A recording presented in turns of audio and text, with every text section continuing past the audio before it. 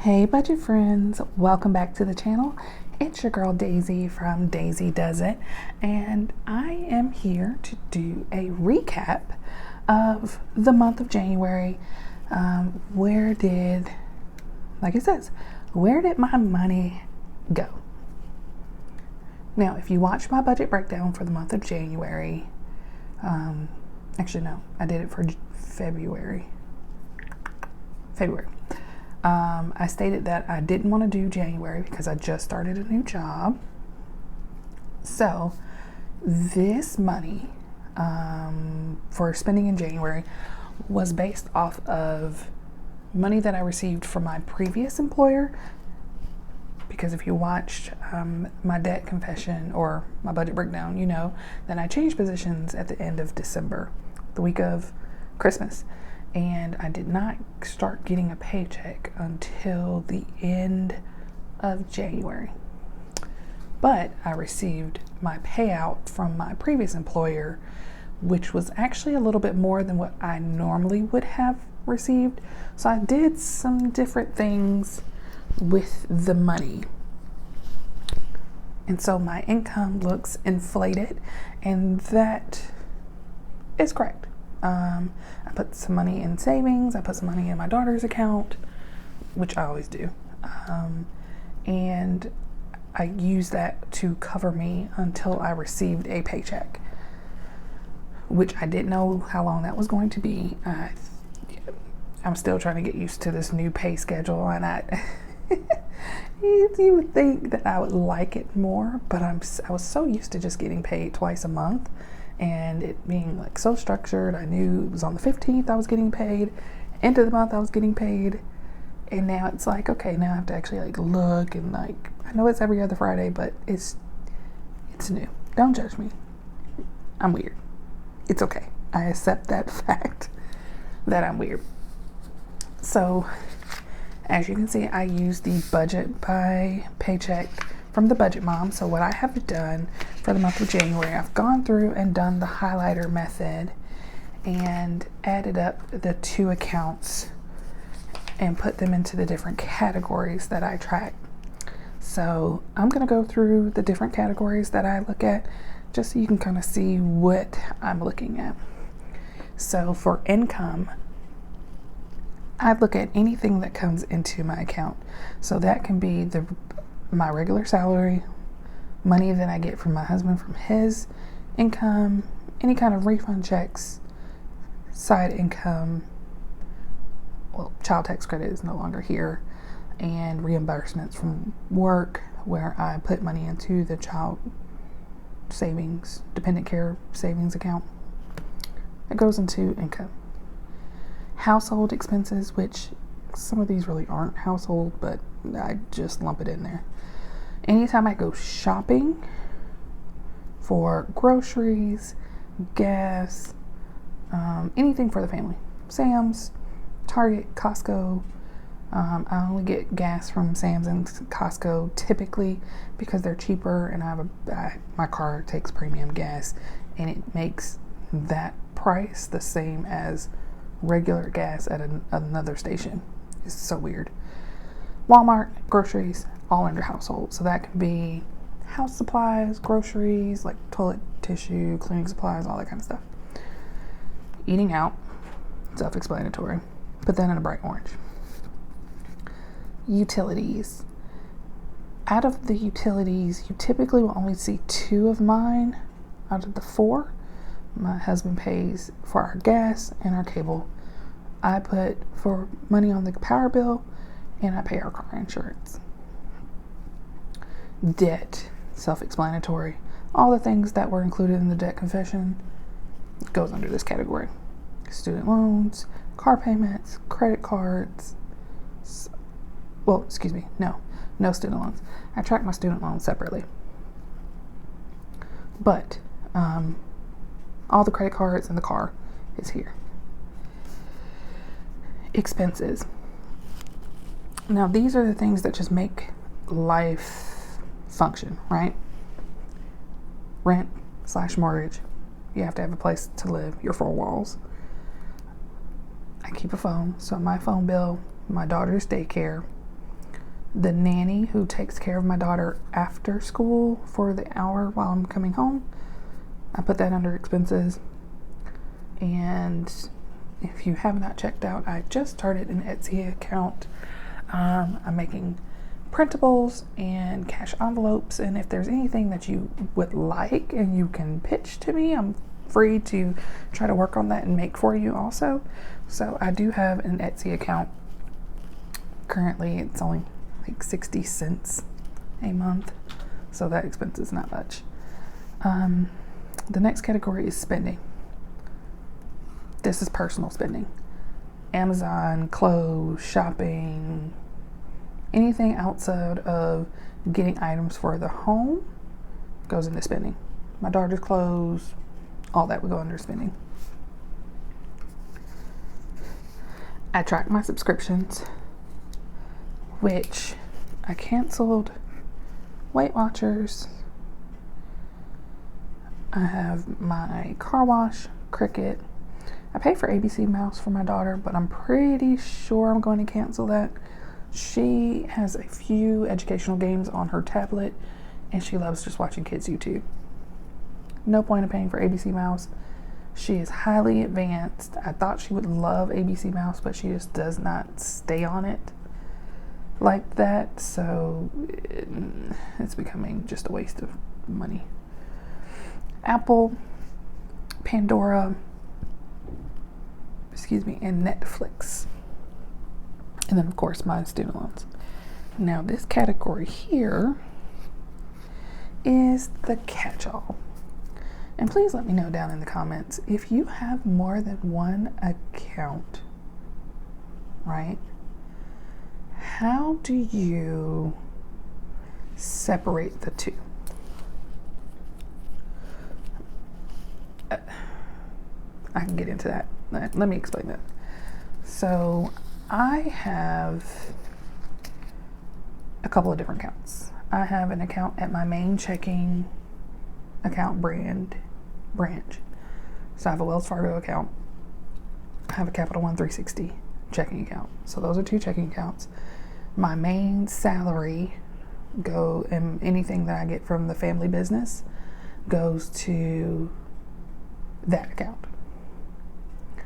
Then I have a Capital One 360 checking account. So anything for side hustles goes into that account. And what I was doing in like 2020 and the first part of 2021, when I was doing side hustles pretty consistently, like bringing in $500 to $1,000 a week, I was putting that all in there and then using that to fund the different sinking funds that I had. And then I have like 5 or 6 savings accounts, sinking funds on Capital One 360 because they allow you to have up to 30. So I have a few in there. And then, let me rewind. And then at Wells Fargo, I have a checking and a savings, and then a joint savings with my husband there. And then Capital One 360, I have a checking, a savings, like 5 or 6 sinking funds, and then a joint savings with my husband. So, and then my daughter has her savings account is now at Capital One too. She has a savings account that it's separate from her.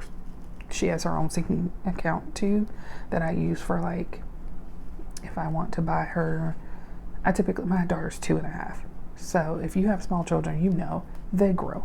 So I buy her clothes a size up so that way when she gets to that size, I already have them. I'm not having to run out and go buy them. So like now she's 2.5, but she's wearing a 3. So at this point, I put money to the side. So if I go to the outlets in Locust Grove, Georgia, or up in Gainesville, Georgia, and I see something that's like cheap, I've found 50-cent t-shirts that she can wear to school and things of that nature, jeans.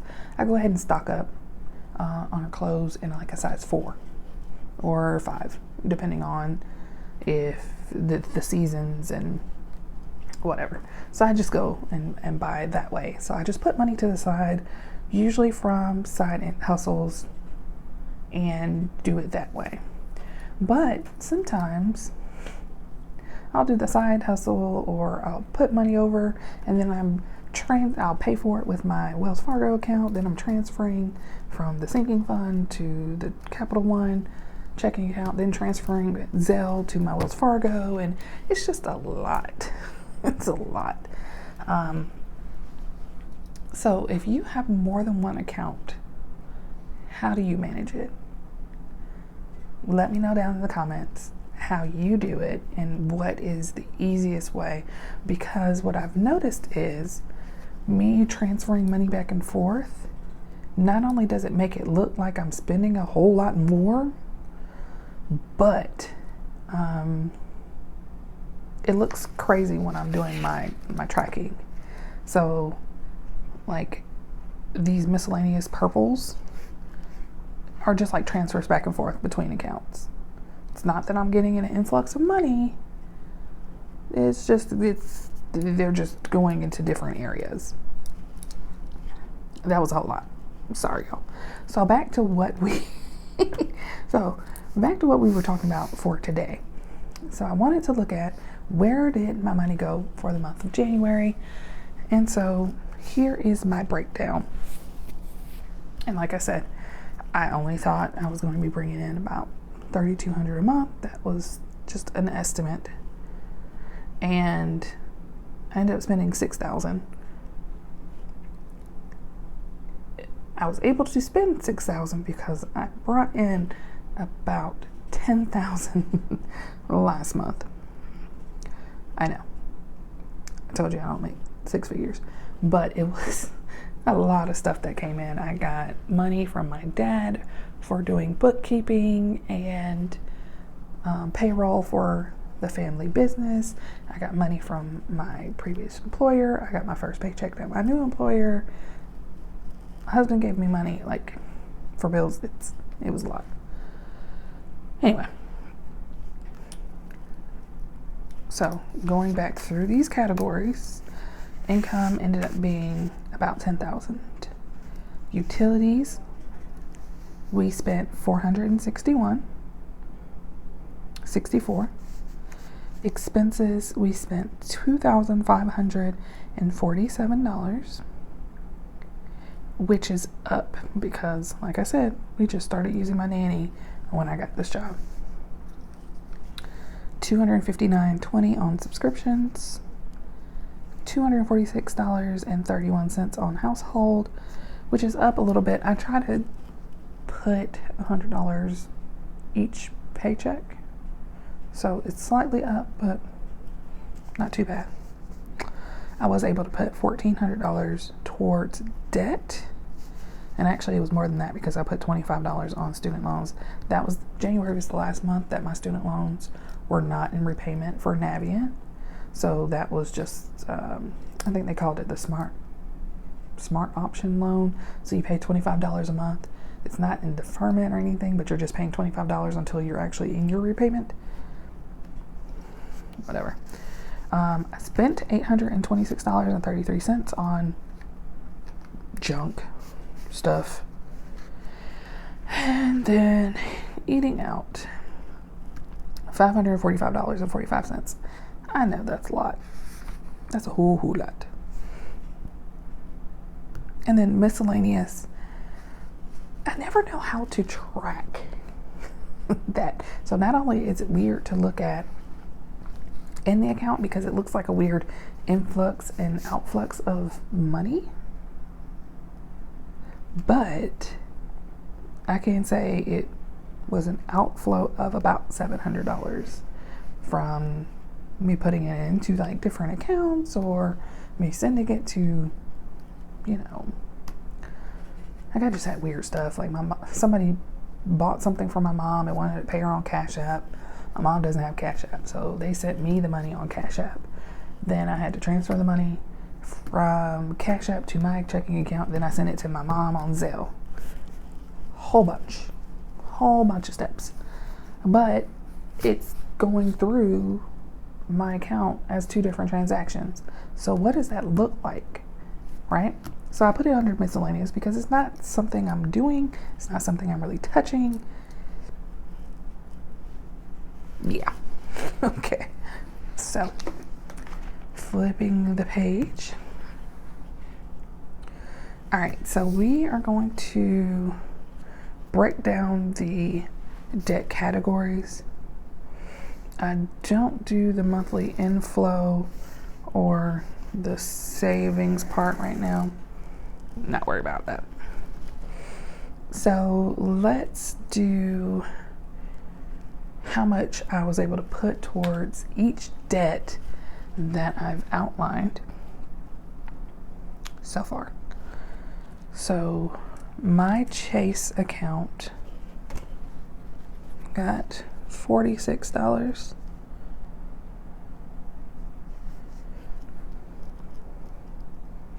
My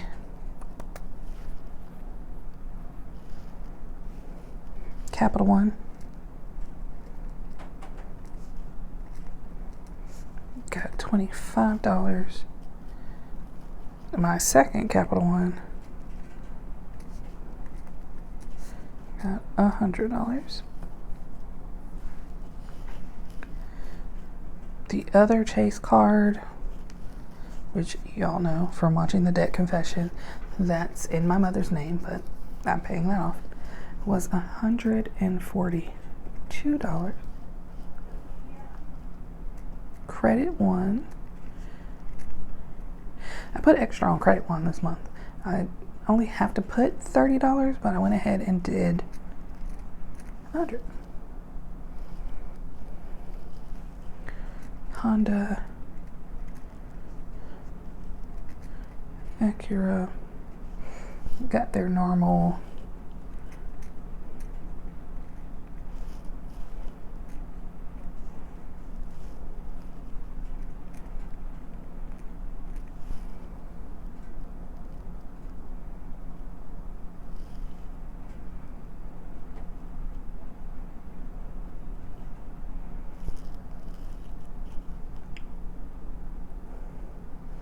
and student loans.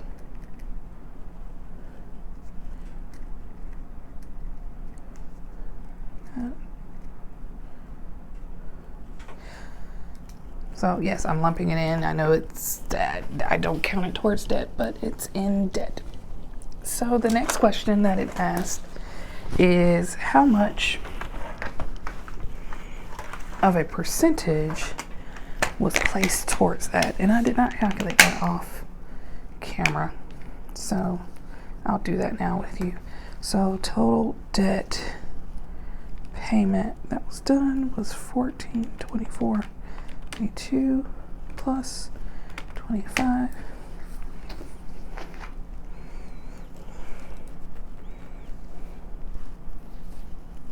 So we have $1449.72 went towards debt this month. So to do the percentage towards debt, you do how much you paid toward it divided by the total amount times 100, and that'll give you the percentage. So 46 divided by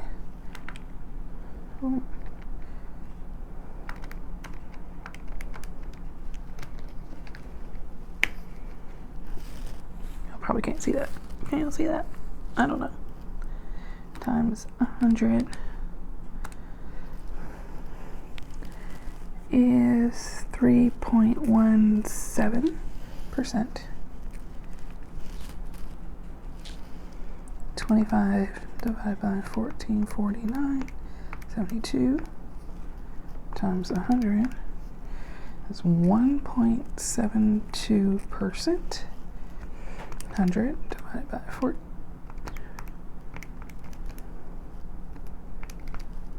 Let's do 6.90 because it's 6.897, which would round. 142 divided by 1449.72. 9.79%. This is so messy. I'm sorry, y'all. Credit One was the same as Capital One at 100. So let's do 6.90%. 468.65 divided by 1449.72. I'm sorry, y'all. This is going to make this so much longer than what it needs to be. 32, 33%. 543.07 divided by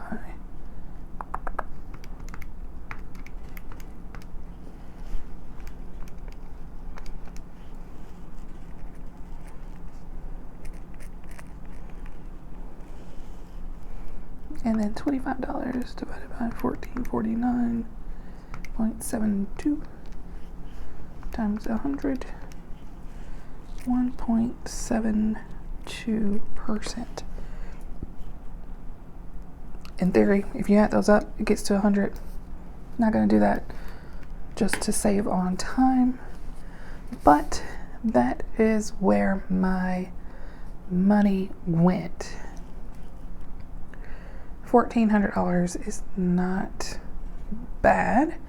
My debt snowball is about $50.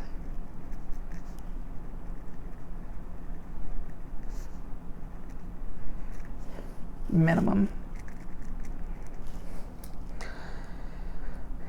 Because what I do is I can just do some side hustle or anything to be able to throw at that. But if I have extra, I take a percentage towards taxes.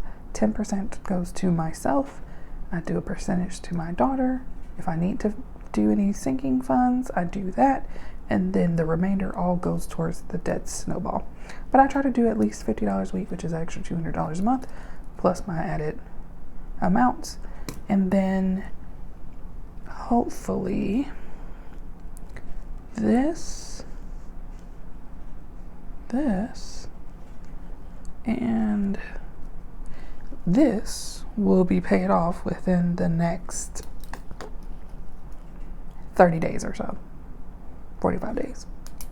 Now let's go for 60 days. Sorry, y'all. So going based off of that, then I have $580 that will be becoming a snowball / amount of money to be putting towards sinking funds, because those payments will be gone. I'm excited about that. I'll give an update on that later, but yes. And then when the tax refund comes, which I should have a tax refund, I have not decided how I'm going to break that out. But once I find out how much I'm getting back, I will do a video on that. So we'll do that. So let me know down in the comments, one, if this was helpful to see. Two, if you have more than one account, how do you separate the two? Do you put all your money in one and then send a portion over, and only like once it's gone, and then you're not back and forth? Are you just doing all the transactions back and forth and not worrying about it? And if you do it that way, do you track it in your expense tracker, since you would have to, because your numbers will be off, right? I don't know. Let me know how you do it. Thank you for watching. Don't forget to like, comment, and subscribe. I want to say thank you so much. We are over 200 subscribers. We are sitting, the last I looked, it was like 230.